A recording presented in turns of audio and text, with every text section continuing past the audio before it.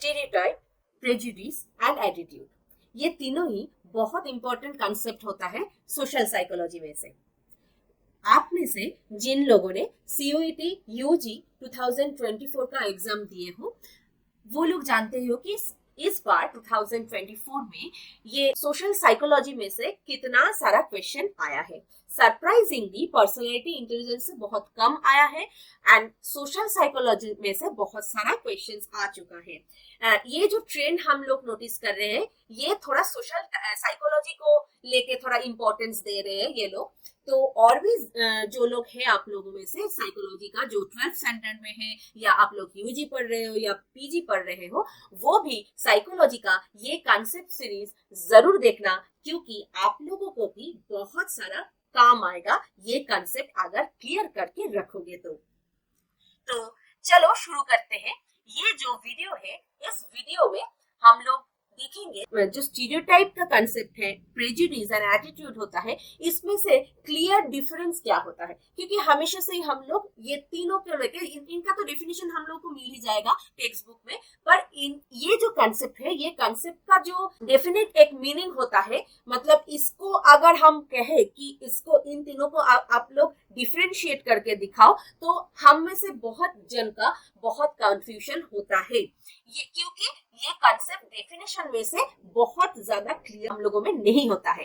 तो चलिए आगे बढ़ते हैं। तो ये जो तीनों कंसेप्ट होता है that is stereotype, prejudice and attitude, ये तीनों कंसेप्ट आप आपस में जुड़े हुए हैं पर they are different to each other. First जो कंसेप्ट है वो है स्टीरियोटाइप। स्टीरियोटाइप क्या होता है, हमारा कॉग्निटिव लेवल का काम होता है। वो होता है एक fixed belief, fixed and over simplified belief.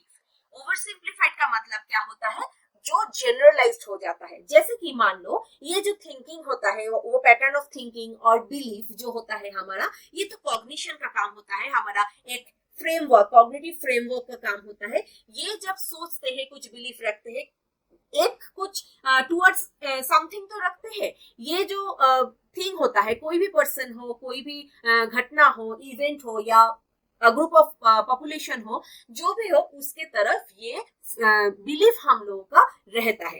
तो स्टीरियोटाइप वही ओवर सिंप्लीफाइड बिलीफ होता है। जनरलाइज का मतलब क्या होता है कि जिसके ऊपर हम ये बिलीफ रखते हैं तो उसमें से ये कोई एक ट्रेट कॉमन तो होता है, कैरेक्टरिस्टिक तो कॉमन होता है, पर हर एक पर्सन और हर एक सिचुएशन में एक जैसा वो ट्रेट नहीं शो करता है।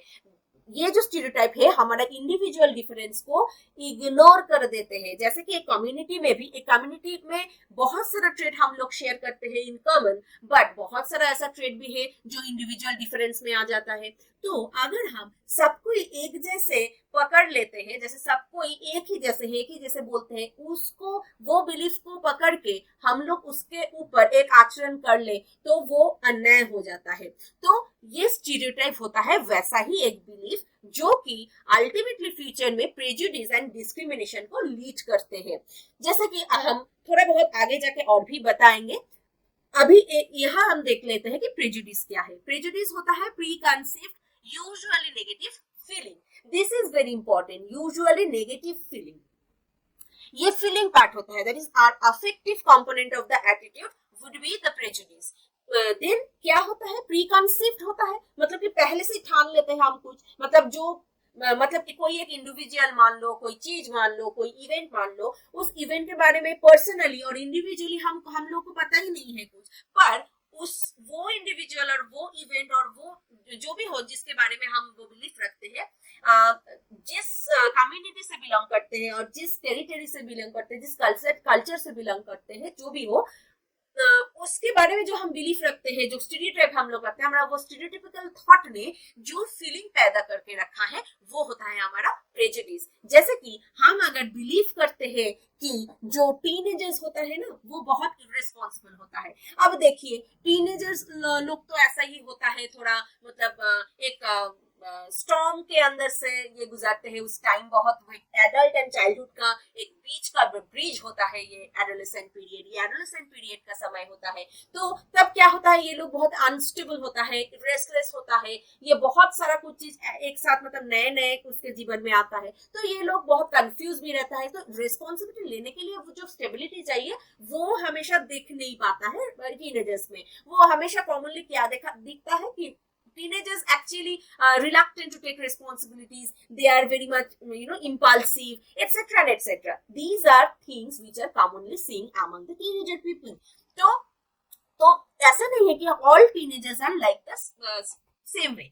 तो ये जो टीनेजर्स है, तो ये कोई इंडिविजुअल टीनेजर अलग हो भी सकता है, मतलब कि ये बहुत सारा ऐसा टीनेजर है, वो अगर संख्या में कम भी हो फिर भी वो रिस्पॉन्सिबल हो सकता है, वो बहुत अच्छे तरीके से ढंग से वो सब कुछ वो सब काम काज निपट ले सकते हैं, वो बहुत लीडर हो सकते हैं, लीडरशिप क्वालिटी बहुत अच्छा हो सकता है। तो ये हो भी सकता है, बहुत सारे टीनेजर्स में पाया जाता है। तो ये होता है हमारा प्रेजुडिस। और एटीट्यूड को लेके तो हम लोग फिर से एक बार लास्ट में कहेंगे, attitude will be the whole big thing. जो एटीट्यूड हमारा होता है, ये स्टीरियोटाइप, प्रेजुडिस, डिस्क्रिमिनेशन, ये तीनों को लेके जो हमारा होता है वो होता है एटीट्यूड। एटीट्यूड में अफेक्टिव कंपोनेंट भी होता है, जैसे हम फील करते हैं कुछ पीपल के ऊपर, और जो कि हम सोचते हैं, वो सोचने से, हमारा सोच से जो बनता है जो वो फीलिंग से हम लोग बिहेव करते हैं जैसे वैसे, सब तीनों को मिला के जो होता है वो होता है एटीट्यूड। चलिए नेक्स्ट देखते हैं। स्टीरियोटाइप पॉजिटिव भी हो सकता है, नेगेटिव एंड न्यूट्रल भी हो सकता है। वो कैसे? जैसे कि हमने पहले बताए थे कि पॉजिटिव स्टीरियोटाइप ये होता है एक कॉग्निटिव पैटर्न, आई मीन हमारा थिंकिंग पैटर्न होता है, बिलीफ होता है।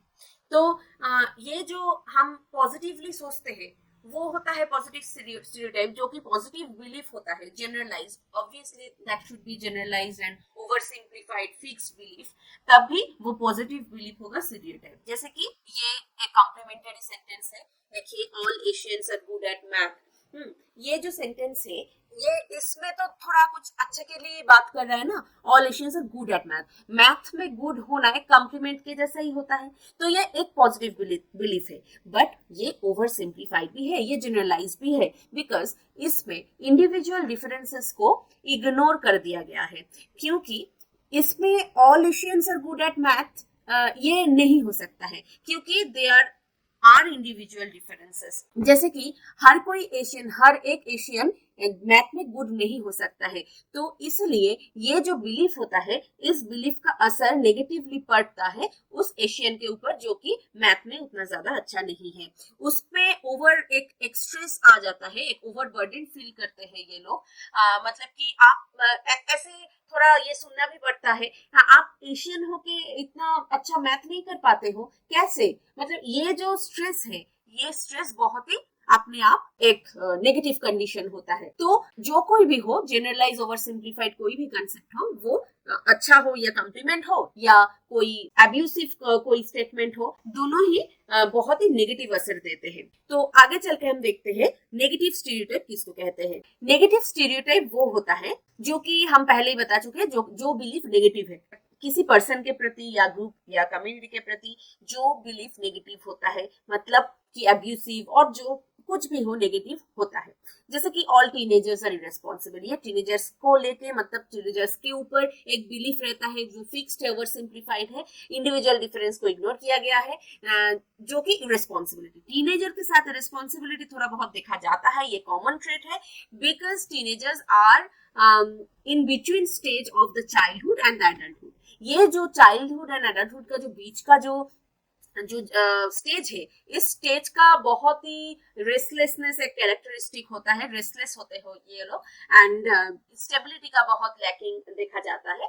तो इसलिए इन लोगों का जो रिस्पॉन्सिबिलिटी लेने का क्षमता ये थोड़ा बहुत कम ही होता है। एंड ये लोग सोचते हैं, मतलब कि पहले हमारे बहुत सारा physiological changes and psychological changes इनमें आता है, तो इन लोगों का दिमाग थोड़ा स्थिति में नहीं रहता है, तो ये लोग बहुत रेस्टलेस रहते हैं, तो इसलिए रिस्पॉन्सिबिलिटी का नेचर थोड़ा बहुत कॉमन होता है। तो ऐसा नहीं है कि हर एक टीनेजर रिस्पॉन्सिबल होगा, बहुत सारे टीनेजर ऐसा भी है, बहुत अच्छे से रेगुलेट कर सकते हैं, बहुत अच्छे से ढंग से अपने खुद का जो काम है, और कोई अगर काम उनको दिया गया हो वो अच्छे से कर सके। तो ये सब कुछ मिला के ये लोग बहुत अच्छे से कम कर लेते हैं। तो ये तो जो स्टेटमेंट है ऑल टीनेजर्स आर इररिस्पांसिबल, ये तो एक नेगेटिव स्टीरियोटाइप ही है। न्यूट्रल स्टीरियोटाइप जैसे कि कोई कॉम्प्लीमेंट भी नहीं हो, कोई एब्यूसिव वर्ड्स भी नहीं हो, जस्ट एक बिलीफ हो, it is just a belief, a assertive sentence which is just a belief. जैसे कि all Bengalis eat a lot of fish, this is not any compliment और not any abusive sentence but an assertive sentence. तो ये जो all Bengalis eat a lot of fish, ये बंगाली के साथ fish eating का एक थोड़ा बहुत रिलेशन बहुत ही है, बहुत ही कॉमन है। बिकॉज हर एक कल्चर का जो फूड हैबिट होता है वो फूड हैबिट आता ही है उनका कल्चरल बैकग्राउंड से, मतलब कि इनका लोकेलिटी से, ज्योग्राफिकल पोजीशन से, टेरिटरी से। तो ये जो टेरिटोरियल लोकेशन है इन लोगों का, ये ईस्टर्न पार्ट ऑफ इंडिया में है। जो बंगाल जो ज्योग्राफिकल एरिया है उसमें बहुत वाटर रिसोर्सेस होते हैं, जैसे कि नदियां है बहुत सारा, एंड बहुत कोस्टल एरिया इसमें है। तो फिश बहुत इजीली अवेलेबल एक प्रोटीन होता है, इसलिए इनका मतलब जो फूड हैबिट है, फूड हैबिट में फिश बहुत इजीली इंक्लूड हो गया है एंड मोस्टली कॉमन होता है। पर ऐसे बंगालीज भी हैं जो कि वेजिटेरियन होते हैं प्योरली एंड स्ट्रिक्टली। तो ये भी होता है। और नॉन वेजिटेरियन बंगालीज भी ऐसे होते हैं जो कि फिश नहीं खाते, चिकन और एग्स खाते हैं, ऐसे भी होता है। वीगन भी होता है बहुत। तो ऐसे जो all Bengalis eat a lot of fish, ये जो ठान लेना, ये न्यूट्रल स्टीरियोटाइप होता है। जैसे कि आपके घर में अगर कोई गेस्ट आए, वो बंगाली कम्युनिटी से बिलोंग करते हैं एंड उसको बिना पूछे ही आपने फिश एंड करी सर्व कर दिया, तो ये तो स्टीरियोटिपिकल बिहेवियर काइंड ऑफ हो गया, स्टीरियोटिपिकल थॉट से आपका ये बिहेवियर आया।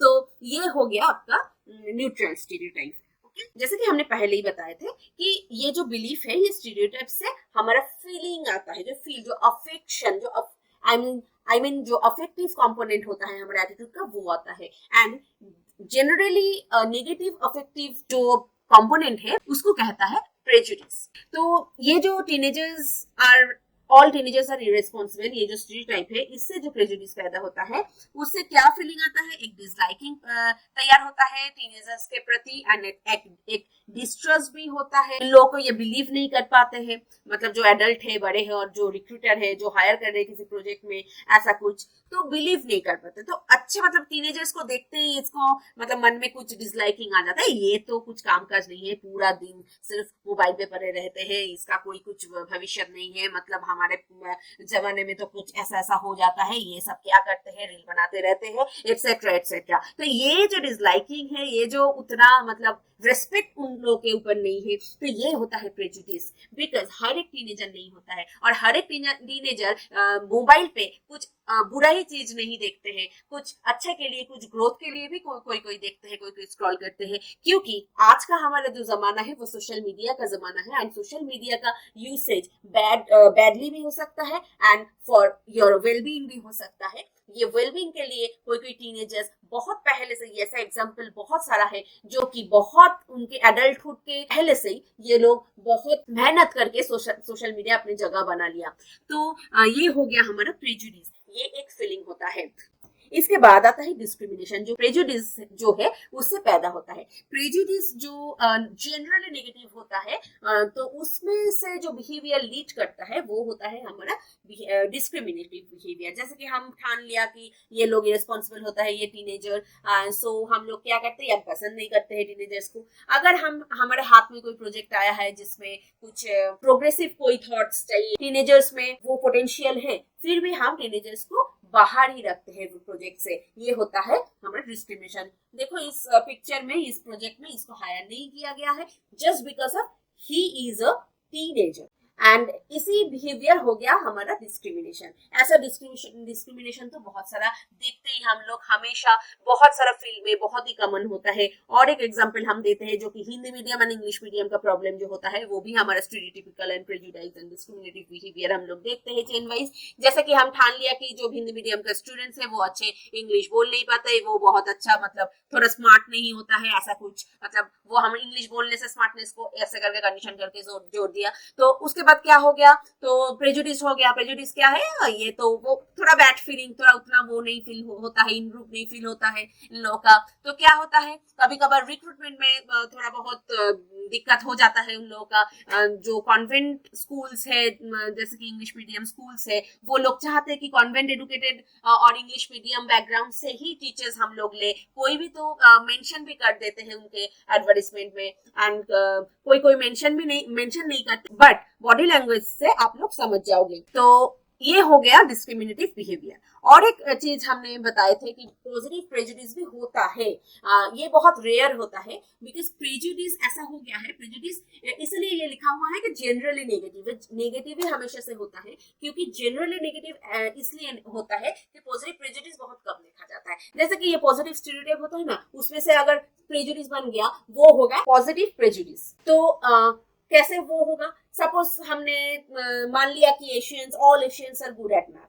तो क्लासरूम में अगर कोई इंटरनेशनल क्लासरूम हो, सपोज क्लासरूम में एशियन स्टूडेंट आया, तो जो कि उतना अच्छा नहीं है मैथ में, तो उनको मतलब मैथ्स देख के बहुत मतलब डर आता है। तो टीचर है, उनको लगता है कि ये एशियन से he must be good in math, तो वो टीचर ज्यादा मतलब एक्सपेक्टेशन रख दिया वो टीनेजर के ऊपर। तो ऐसा हो सकता है, ये प्रेजुडिस। नेक्स्ट आता है, ये एक फ्लो चार्ट है, जैसे कि स्टीरियोटाइप लीड्स टू प्रेजुडिस, कैसे हम देखे ही है कि स्टीरियोटाइप कैसे प्रेजुडिस को लीड करता है। उसके बाद आता है प्रेजुडिस लीड्स टू डिस्क्रिमिनेशन, कैसे प्रेजुडिस डिस्क्रिमिनेशन को लीड करते हैं।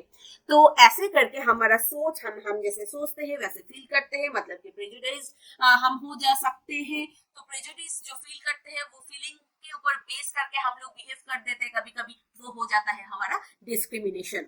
अब आता है लास्ट में attitude. Attitude is the whole thing, the whole evaluative process which includes the belief, the feeling and the behaviour and the whole thing. Okay, तो उसमें हमारा बिलीव, हम कैसे सोचते हैं किसी इंसान के प्रति, और कैसे फील करते हैं कि इंसान के प्रति, और कैसे बिहेव करते हैं इंसान के प्रति, ये तीनों मिला के हमारा एटीट्यूड तैयार होता है। तो हमेशा हमारा एटीट्यूड अगर हम बताएंगे, ये एक ब्रॉडर टर्म है, ये ब्रॉडर सेंस में हम यूज करते हैं। और अगर हम स्टीरियोटाइप, प्रेजुडिस, डिस्क्रिमिनेशन ये सब बात करेंगे, ये सब को लेके बात करेंगे, तो वो बहुत एक स्पेसिफिक काइंड ऑफ थिंग हो गया, स्पेसिफिक कंसेप्ट हो गया। Specifically the behaviour is discrimination, specifically the usually negative feeling is the prejudice, specifically the fixed and oversimplified thought is the stereotype. Okay, but point to be noted, all negative attitude is not the prejudice. Okay, so this is very specific kind of thing. All behavioral component of attitude is not the discrimination. Point to be noted. तो यही हो गया specifically attitude, prejudice and stereotype का difference. तो I hope कि आप लोग बहुत अच्छे तरीके से समझ गए हो what is stereotype, what is prejudice and what is the discrimination and what are the differences between them. तो ये जो कंसेप्ट है ये क्लियर आया। तो अगर आपको कोई दिक्कत होता है, कमेंट करके हमको बताना, हम फिर से आपको इंडिविजुअली कमेंट करके क्लियर कर देंगे। अगर कोई और भी कंफ्यूजन हो तो भी बताना, और कोई वीडियो चाहते हो, कुछ टॉपिक को लेकर कंफ्यूजन हो तो भी कमेंट सेक्शन में बता देना जरूर। तब तक आप आपके फ्रेंड्स लोग के साथ ये शेयर कीजिए वीडियो, एंड लाइक कीजिएगा, ऑब्वियसली सब्सक्राइब भी कर दीजिएगा, क्योंकि जो हमारा सीरीज चालू हुआ है, हमारा कंसेप्ट क्लियरेंस सीरीज, ये बहुत ही काम का होने वाला है आगे जाके।